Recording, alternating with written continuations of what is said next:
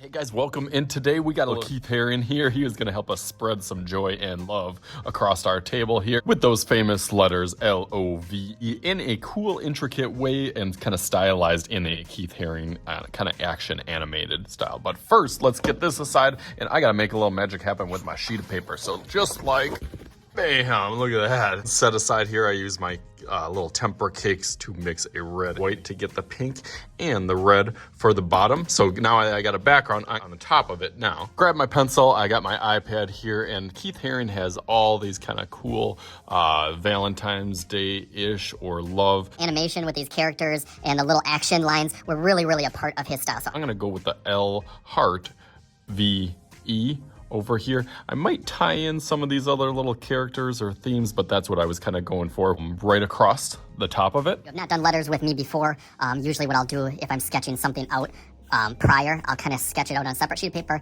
Knowing that I can go around it just like a block or a bubble, depending on what kind of letters. These are more block letters. So I'm gonna go around it a little bit more square.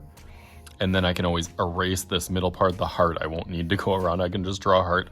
But like the V, I'm gonna kind of keep the edges really sharp and then go around it like a racetrack, just like the E. So that's what I'm gonna be doing lightly to make sure that I fit all those letters. So I'm gonna go through that really lightly. So I'm gonna start with an L over here.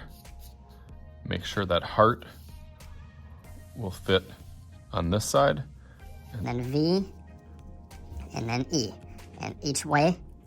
Knowing that you can't see that, you can just barely make out some of those, but I got it really nice and light. And now what I can do is I can outline that a little bit darker, knowing that I got that kind of first part. And these don't have to be perfect because his style had a little bit, I don't want to say like flaws or kind of messy, but it was a little bit quick or impulsive when he would do his kind of chalk or graffiti, would be really impulsive or a really big grand scale. So he wanted to get it done a little bit faster. So he did his, the line work is more quick moving. So I'm okay with that. Take that and go over with Sharpie. I'm not going to use my smaller one. I'm actually going to use, could do a couple things. Could use a regular permanent marker.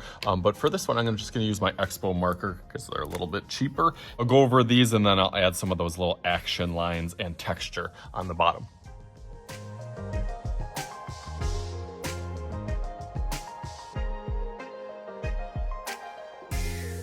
Okay, nice, that looks good, but I think I need a little bit more now. It's a really good start, but let's make a little magic happen again, just like...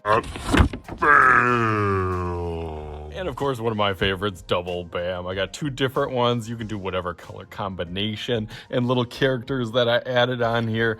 He has so many different designs and little renditions and variations of these little ones. I did the kind of the dog over here with the little lines. Any of those little lines or action animated poses really gives it a feel of Keith Haring. So hopefully you guys had some fun with this. Of course I did. As always, I am Mr. Shooty. This is Mr. Shooty's Art Channel. We'll talk to you guys later.